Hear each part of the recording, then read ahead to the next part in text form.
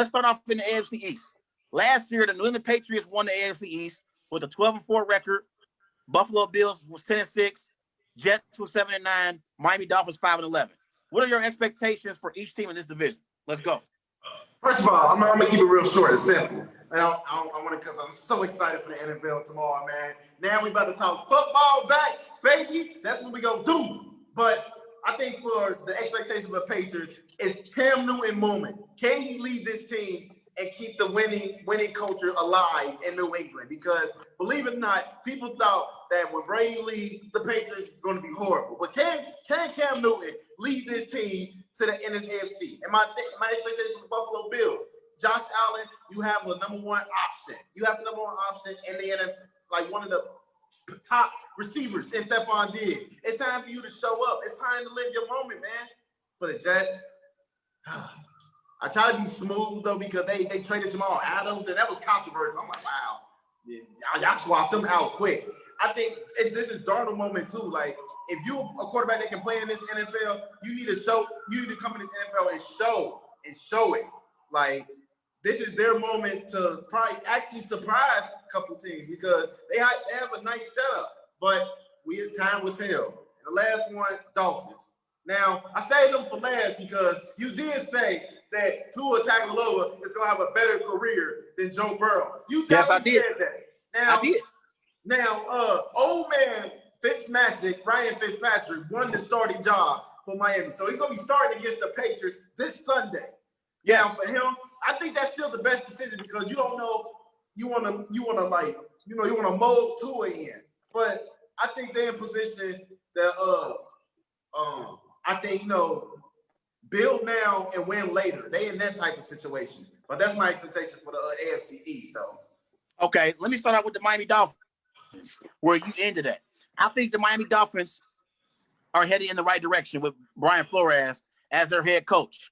They signed Byron Jones and Kyle Van Noy in free agency. Also brought in Shaq Lawson. So I like the additions they made on the defensive side of the ball. Offensively, they've traded for Matt Breida, and they signed Eric Flowers to beef up that offensive line. I like Tua. I like them drafting Tua. I think Tua is going to have a better career than Joe Burrow, like you said earlier. I think Tua is going to learn that offense and get some more experience as the season go along. I think we're going to see Tua start maybe like week 10 or 11 once the Miami Dolphins are out of the playoff picture. But again, I like Brian Flores as a head coach. And the Miami Dolphins, though, their schedule is going to be tough the first 4 weeks. The first month of their schedule, they are going to be playing 3 different playoff teams. So that first month is going to be hard for the Miami Dolphins. That's why I don't think they're going to make the playoffs. But I do think they're going to have a decent season. Now let's get to the Buffalo Bills. Last year, the Buffalo Bills, they went 10-6, and I liked what I saw from Josh Allen. He had 20 touchdowns, 9 interceptions, completed 59% of his passes. I thought last year he did a great job going through his progression, going through his mechanics, and I thought he improved last year as a quarterback. I still think he needs to relax in the pocket and not get so flustered. If you remember last year in the playoff game against Deshaun Watson and the Texans, Josh Allen was flustered in that playoff game, Clarence. He was all over the place. And I need him to be a little bit more calm in the pocket so the Buffalo Bills can have some success offensively. I like the fact that they brought in Stephon Diggs from Minnesota. They paired him up with Josh Allen. So I think that's going to help Josh Allen having a reliable receiver in Stephon Diggs. They also re-signed Tre'Davious White, one of the best cornerbacks we have in the NFL, and they brought in Josh Norman and E.J. Gaines to help him in the secondary. They pass rush also should be improved.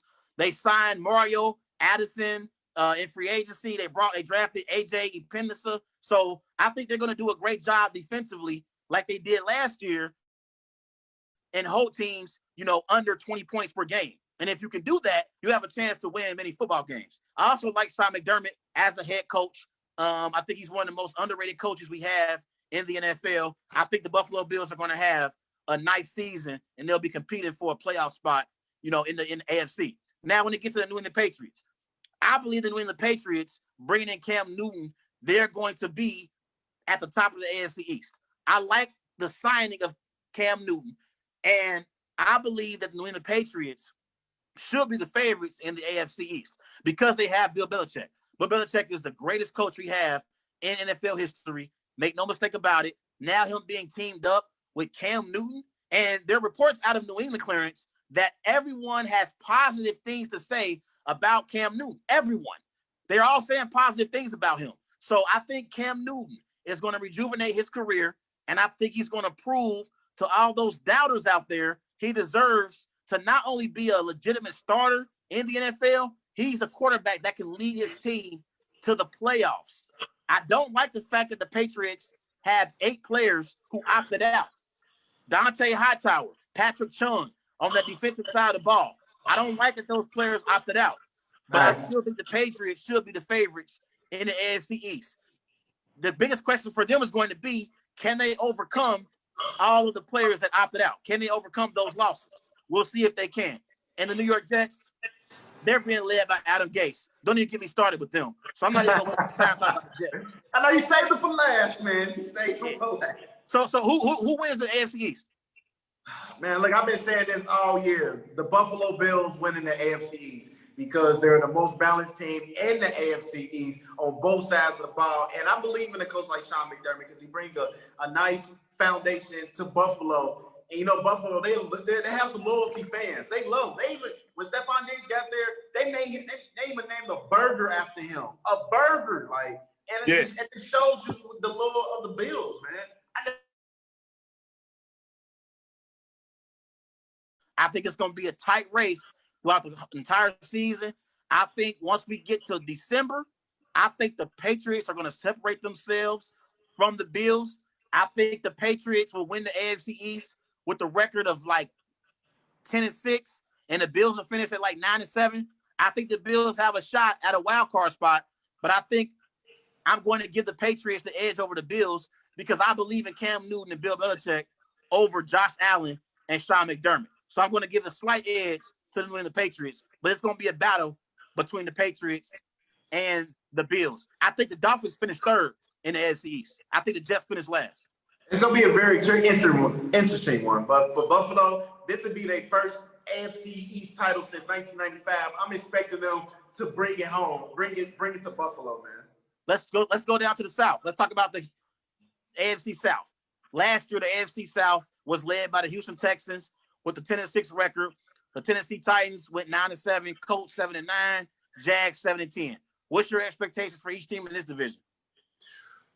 To me, this division is kind of tricky though because you got like three different play styles of teams in this division. Like, well, you got two. Well, believe it or not, the Titans and the Colts, they got the similar type of style, but the Titans have the overall, in my opinion, because they have the better vertical threat on their team. But for this Houston team, Deshaun Watson, you just got paid. It's time for you to show up and lead this team. Lead this team to victory and show that you can play in this league. Now, it's going to be, I think this is going to be a bumpy road for him because at the time, looking at his schedule, I think it's going to be times that he has to show. Even tomorrow, he has to show tomorrow on NBC against Kansas City Chiefs that he should be the best quarterback in this league. Now, I'm gonna go to Jacksonville real quick. Now, they just dumped everybody off their team. It's a whole big list that we don't want to name. So I expect rebuild out of them, and I think they're gonna be picking at the number 1 pick. I'm gonna just say it right then and there. I'm gonna get that out the way. Now, the Colts, I believe the Colts can make a playoff run because they have a future Hall of Fame quarterback in Phillip Rivers, one of the best offensive lines in the NFL, and a good run game. I think they utilize that more in Phillip Rivers, and he still can show he can throw the ball in this game. That can be a huge strength and a big upgrade for them. But their receiving core kind of scared me. Now, I want to lead this to the Tennessee Titans because you know why. Big Derrick Henry and elite quarterback Ryan Tannehill. I think these two guys right here, though, Trey, they gonna lead this team in the playoffs. They signed Jadeveon Clowney. That right there is a big upgrade on their defense right there. and I think they can actually make a Super Bowl push if they keep it all together, man. Okay, so let's start off with the Texans. They just locked up Deshaun Watson on a 4-year, $156 million new extension. So that was a great move by Houston, locking in their future, their franchise quarterback. And Deshaun Watson is well-deserved. I've been on record saying that I believe if Patrick Mahomes wasn't in Kansas City and he was in Houston, and if Deshaun Watson wasn't in Houston and he was in Kansas City, I think Deshaun Watson would have a Super Bowl championship on his resume and a Super Bowl MVP. I think he would have similar accomplishments as Patrick Mahomes. I believe in Deshaun Watson. He's been a winner since he's been playing football and since he's been in the NFL for sure. I have no questions about Deshaun Watson's leadership. My question is about Bill O'Brien as a general manager, because you traded away one of the best receivers we have in the NFL, a reliable target for Deshaun Watson. You traded away DeAndre Hopkins for David Johnson? He just got paid too. David Johnson is injury prone. He can't stay healthy. Like, what are you doing, Bill O'Brien? I don't have any questions about Bill O'Brien as a head coach. I have questions about him as a general manager, Clarence. And that's one of the issues that I have with the Texans organization. What are y'all doing letting Bill O'Brien lead this organization as a general manager? It makes no sense. These moves that he's made has made no sense. They brought in Randall Cobb in free agency. Randall Cobb, I love Randall Cobb. I loved him as a Packer. He was a reliable target for Aaron Rodgers. But Randall Cobb is not to be confused with elite. Like, he's not, he's not on that level. So I just think overall, like, I like the Houston Texans. I like what them as a team, but I just think they got questions because of Bill O'Brien. And that's what I got. When it comes to the Titans, I like Derrick Henry. Derrick Henry is balling out. Hold on, Clarence. Hold on. Yeah, like what you were saying about Randall Cobb, I think that's a high price, low risk. I mean, high risk. I think you pay him almost $9 million a year, and that right there made a decision. Like, can he even stay healthy though, Trey? That right there was a questionable about why did you sign this guy? You have plenty of receivers that's probably still out there in the free agency, but the scheme you running, they want to run as fast as they can. They want to be a deep vertical team. Yeah, I'm having some things going on, bro. Outside of the show right now, I got to handle. But I want to say this about the Titans. I don't believe in Ryan Tannehill like you do. They signed him to a new contract in the offseason, but I got my questions about Ryan Tannehill leading a team. I like Derrick Henry. I think Derrick Henry is a top 7 or 8 running back in the NFL, and he did great leading them to the AFC Championship. But I just got questions about Ryan Tannehill overall. As a quarterback, being able to lead this team. I think defensively they got better bringing in Jadeveon Clowney. They just recently signed Clowney, so bringing him in free agency is going to help them on defense. I like the Titans. I do. I think they're well coached by Mike Vrabel, and I was impressed with that run they made last year in the AFC playoffs. But I still got my questions about Ryan Tannehill. I don't believe in Ryan Tannehill like you do. And I think they could have saved some money if they brought in Andy Dalton or even Nick Foles over Ryan Tannehill. I don't think Ryan Tannehill is significantly better than Andy Dalton or Nick Foles, if at all. But he's definitely better than them two guys you just stated right there. I disagree with you. That's another conversation for another day. Now, when it comes to the Colts, I got my questions about the Colts because I'm not so sure if Phillip Rivers is, if he still got much left in the tank. He had 23 touchdowns last year, 20 interceptions. He was a turnover machine last year for the Chargers. I'm not sure he got anything left in the tank, Clarence. I like the offensive line. They got one of the best offensive lines in the NFL. I just don't believe in Phillip Rivers anymore. I think Phillip Rivers' best days are behind him, and I think he's going to struggle in this division with these other teams that play elite defense, like the Texans, like the Titans. You know what I mean? I just Yeah. got my questions about Phillip Rivers. But, you know, defensively, I think the coach got some pieces where they can make some noise. I like Frank Wright as a head coach. You know, we're going to see what he do this year with that team. But I got my questions about Phillip Rivers and the Jacksonville Jaguars. What's there to talk about? They're clearly in rebuilding mode. Yeah. And they are trying to tank for Trevor Lawrence. That's what they're trying to do. It's obvious. And believe it or not, for that Jacksonville Jaguar, I like Gardner Minshew. The Minshew mania, it was fun. It was fun when it would last. And he actually had the most wins by a rookie quarterback last season. So I think if they're picking number one, they better pick some receiver cores around them, skill players around. They better. This is here to show that he's their future quarterback. Who you got winning the AFC South? Believe it or not, I got the Tennessee Titans coming out the AFC South, man. I think with Derrick Henry running the football and they add Jadeveon Clowney, like that's dangerous though. They're young, and I think Derrick Henry, he's dominant. He's a dominant runner that you can't tackle by yourself.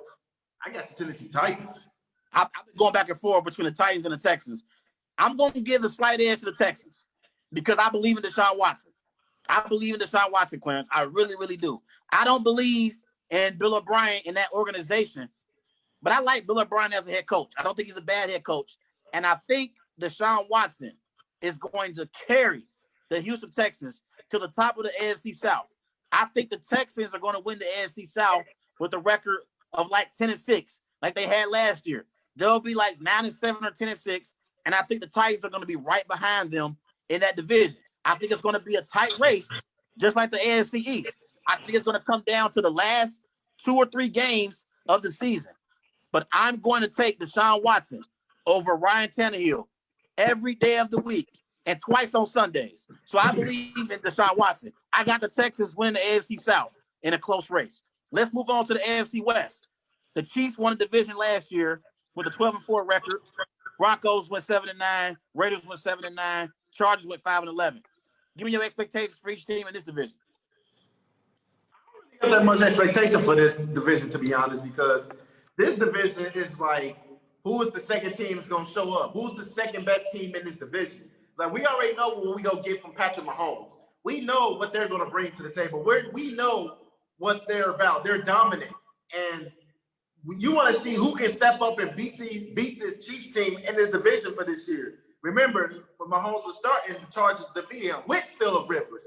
And they came in swinging.